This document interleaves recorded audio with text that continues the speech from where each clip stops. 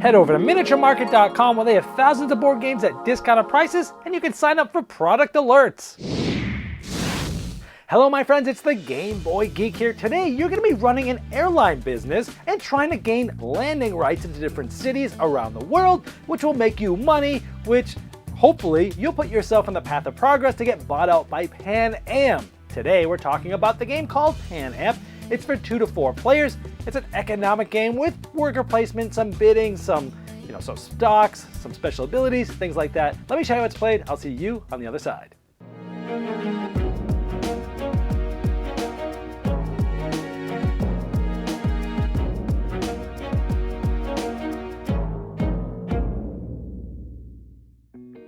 Pan Am is an economic game for 2 to 4 players where each player is going to own their own airline. You're going to start with some smaller planes. You'll be tracking income, placing engineers on the board to take actions, making some money, building airports, and using destination cards to help you build routes around the world. Pan Am stock will move up and down throughout the course of the game, and that's how much stock is going to cost in order for you to buy it. Essentially, you're buying points because this stock are essentially points at the end of the game. Whoever has the most, that's what you're trying to do. The game lasts 7 rounds. Each round a new event will come out. The first round will actually tell you where the stock starts at, and it changes the way the game's played each round a little bit. And there's multiple cards for each round, but you're only using one of them, meaning that each game is going to be slightly different what happens. Now the name of this game is Building Routes, and how you build routes, let's say we want to go from Miami to New York. This shows it's a route of 1, which means you can use one of your small planes, and this plane, if you look really closely, has one little line on it at the top of that wing there. This is a 1 plane. This allows you to go here. But how do you go about doing this? Now there's obviously some larger routes, like this one we need a 2 plane, which essentially is like this. It's a little slightly larger and also has sort of 2 lines on there. So you need a plane that has at least this distance or higher to go here. But if you want to be able to do this, how do you go about being able to place a plane in this route? Now to build that route, you'll need to have landing rights in both cities at the time that you build this route. Now one way to do so, to get a landing route, is to have an airport. We'll tell you how you place these later, but if you have an airport in Miami, that means you've already got landing rights there. Now you only need landing rights additionally in New York. There's a few different ways to do that in addition to an airport. One is if you have a card of the colored region, and look at there's an icon and color that matches this section of the map, you could play this card and essentially discard it out of your hand, which is open to everybody, by the way, and you'd have this and you'd be able to now play this. Now, when you place a plane here, you're essentially buying this route. You're able to fly from here and here. You're making money. So whatever this number is, that's how much your income goes up. Now, income going up is good because at the end of each round, you're going to be getting that much money, which allows you to spend it on things that I'll show you later. But instead, maybe you had an airport in New York and you actually have the card Miami. If you have that, you don't have to discard it. You keep it and you have landing rights here for right now. In New York, then you could have played that. And again, you wouldn't have gotten rid of this card. Or the last way to do it is if you have 2 cards that don't match this region but match each other, you can discard these to get landing rights in any city. So it's like 4 different ways to have landing rights, and it's going to be an interesting way of how do you decide what to do. Do you buy an airport that's expensive? Do you waste cards and get rid of cards and things like that? Because those cards could have gotten you to other places as well. So now that you know how you win the game, the stock, and what you're mainly trying to do, build routes and how to do that, let's talk about how the round works. Each round, players are going to be placing their engineers in these different spots. Airports, for example. You can place your little engineer here. This means that if you're the highest one on this track at the end of the round, you have to spend $5 and you'll be able to place an airport just like I showed you a moment ago. However, let's say we go like this, and then someone else like us goes like this. Well, this gets bumped immediately. This goes back to that player, and now this player, if they're the highest one, will be 7. So at the end of the round, each of these spots that we're going to show you only has 1 player's engineer there, and they're going to end up spending that amount. So during the engineering phase, everyone is placing these, sort of like worker placement. You place it, and if you kick someone off, it goes there. At the end of the round, you'll end up resolving these all in order, like A. Then you resolve B, which essentially are destinations. Each player here will pay the amount, and they'll place this card in front of them. Ones that don't get taken get a coin or a dollar on there, and whenever these ones get taken, you'll take that and the money. The ones that go away, they'll get refreshed at the end of the round. Then you'll resolve C, which essentially is getting planes. So this person would spend 4 and get their little 1 tri-motor, and this one will spend 6 to get a level 2 clipper. They go into your fleet on your board that you can use to build routes with. But before round 3, you remove this, and now you can buy the cruisers, which are up to level 3. And before round 6, you can put the jets available. So these will sort of become available later in the game. Now D is routes. You'll be able to, the gray player, then the gray, then the red will get to create routes, kind of like how I showed you before, having landing rights and placing your plane. And directives, this is cool because when you resolve this, you'll get this card, which you keep secret, and these are really cool. Like this one says, hey, at the end of the game, you can buy a stock at no cost. Or maybe it says it's done in the reveal in the event phase, and you can replace all the destination cards in the market and take any bonuses on them. Or maybe it's like this one where it says during the resolution phase, you can earn $2 for each airport you have placed. So you get this early and you start working on an airport strategy, and then the last round in this airport phase, you can just basically get a lot of money. Lots of interesting things, and they trigger at different parts during the game. You use them whenever you want. But another thing about this is at the beginning of the placement round of next round, these ones go first. So it almost gives you like first in turn order for worker placement next round. Now, once you've resolved everything, we go to the Pan Am phase where expansion is going to happen. Now, depending on the event card this round, it tells you how many times you're going to roll this die. Now, let's say it was rolled this. This shows you where. Now, it starts from Miami, and you go out depending on where this is. Like this one has squares, so it's going to go out from Miami to New York. So you know some of the routes that it's going to go, and some of them are done more than others. You can use those statistics to help you decide. But it's going to go right here. Well, look at this. We're there. So what happens is Pan Am buys you out. Like that, you'll get this back into your fleet.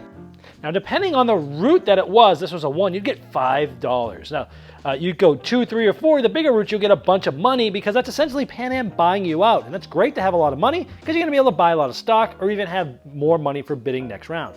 But of course, if you've been bought out, that route isn't going to be getting you money anymore, so you go back down on income, whatever that level was, 1, 2, 3, or 4. So it's like you're always trying to figure out, do I sell out now and get a bunch of cash, or do I leave that there and get money every turn? Now this other route goes here, there's no one there, it just kind of goes like this, but if this is rolled again next time, it's going to be going, from here, from San Juan to Port of Spain. Now once in a while, 1 out of 6, Pan Am comes out and you can sell any one single route anywhere on the map, so that's pretty cool. And so you know that one of the sides of the die is going to build out Pan Am in this direction, another one's going to kind of go around here and come up here, and the other one's going to go like this and up to here. Now once you've played the game a lot, you can actually reverse the board essentially, and play starting at Rome. Essentially it's like doing it but in reverse. Now after Pan Am buys people out, everyone would get income depending on where they're at. Then they can decide to buy stock, again at whatever the stock price is, and you can buy as many as you want in turn order. That's the end of the round, literally. And you just do this for 7 rounds. Whoever has the most money at the end is the winner. All right, let me first say that this game is in mass market stores. I mean, it's in Target too. And this is done by Prospero Hall, who has just been on an absolute roll these last couple years. This is produced by Funko, who did the Funko strategy game, many other things. So this is probably the heaviest game I've seen them design as a team that I've played, but it's not like heavy. I'd call it sort of a medium weight Euro game.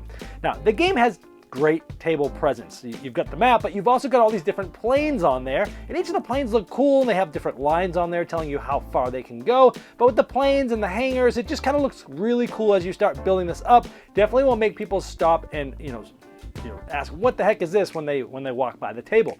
This game mashes different mechanisms in such a streamlined way. You've got basically an economic game. You've got worker placement. You've got bidding like Cyclades or Stockpile where you bump people off. You've got route building like Ticket to Ride. You've got special action cards that trigger at different times. Great way to mash up all these different mechanisms, and they just come together so well. This game has a great, what I call the depth to complexity ratio, meaning how deep can a game be with it not being too complex. And the better that ratio, the more depth you get with less complexity. I don't like complexity just for the sake of complexity. Make it streamlined, make it easy to learn, but make the decisions tough, make there be a lot of depth. This game does that. I love that you have different ways to get landing rights. You can build an airport. You can have the card of that city. You can discard 1 card of that same region's color or 2 matching cards of a different color. I love that. You have so many options. And those really push down into my next thing I really like is deciding when are you going to discard those cards to get the route you need. This game's all about timing, trying to find the right time. Is somebody else going to get the same route as you right before you know that Pan Am most likely you got about 2/3 chance that it's going to land over here and you're going to get bought out. Somebody else, you're looking at what they have, you're looking at how much money they have, you're looking at what planes they have, can they even do it? you're trying to figure out, can I beat them to this? Do I really need to discard this card now? Can I keep it later because it's going to allow me to get another route later and be more efficient? Tough choices about deciding when to give up those cards. I love that. Upgrading planes, that's fun. You're going up and up and up, trying to get better and better planes. Those unlock at different times throughout the game, the third and fourth planes. But only one player basically per plane type is going to get it, so it's very tight. Who's going to get that big number 3 or number 4 plane this round towards the end? You're going to be fighting over it and spending a lot of money, and how much is it worth to you? How much money is it possibly going to make you? Things like that. You're constantly calculating these things. The directive cards that trigger at different points in the game are awesome. These cards are very powerful. All of them seem almost sort of overpowered at some time, but you're going there and you're getting nothing else other than being able to also go first, and I like how they link that together, but these cards are so awesome. You always have a trick up your sleeve because they're secret. Everyone starts with one, but the best part is that they all do different things and they all trigger at the right part of the game depending on that card, and it's so clever. I love the way these cards work. I like when you're trying to decide how much stock to buy, because the stock's cheaper early on, and sure, it's going to go up maybe 1 or down throughout the game, maybe not move at all, but it's cheaper early in the game, but you need enough money to spend on bidding later. So you're like, okay, how many should I buy? I could buy 3 and have some good cash to spend next round, or I can buy 4 now because it's really as low as it's going to get, I think, but I'm not going to have a whole lot of money to bid next round. And it's sort of like that thing when you play Power Grid, when you're trying to decide how much money to spend because you know that later on you're going to have to spend this, this, and this to get these items to be able to do what I want to do. You're thinking ahead to the next round going, ugh, I know I really need to do this next round, need to do this. I'm probably have to spend this here. I'm willing to spend this much here. I need to keep myself $11 for next round. Do I really want to do it? Lots of tough decisions. I love that aspect. The last round and rounds, their event cards really even the playing field, because at first it might seem like, hey, just fighting for the routes that are just about to get bought up is the only strategy in the game, and whoever does that best wins. Not really.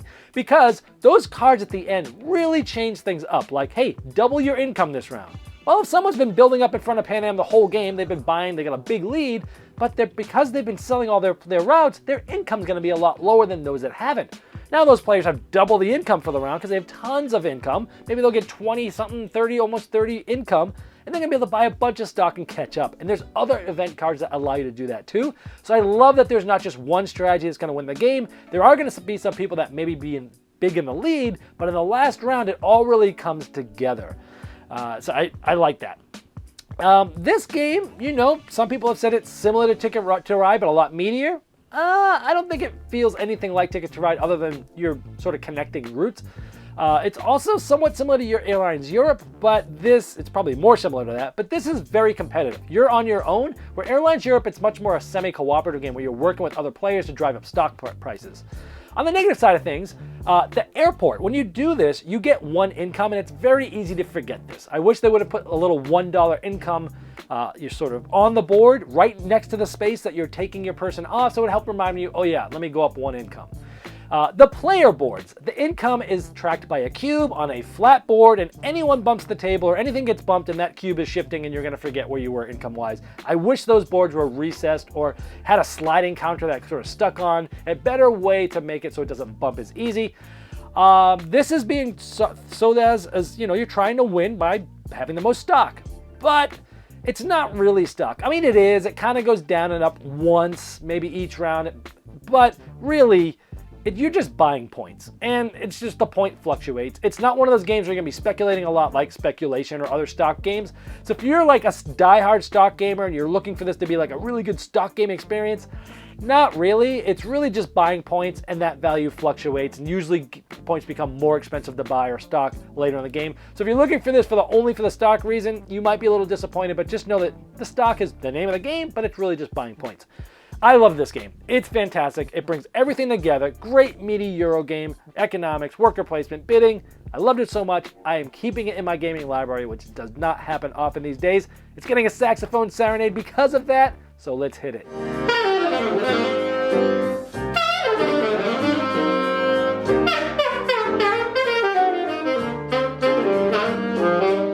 Did you miss the Game Topper 2.0 Kickstarter? Have no fear, it's not too late to get in on the ultimate gaming accessory.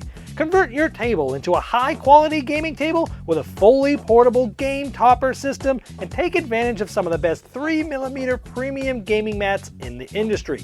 New styles, new sizes, and new accessories can be yours. Upgrade every game you play by late backing now at GameToppersLLC.com.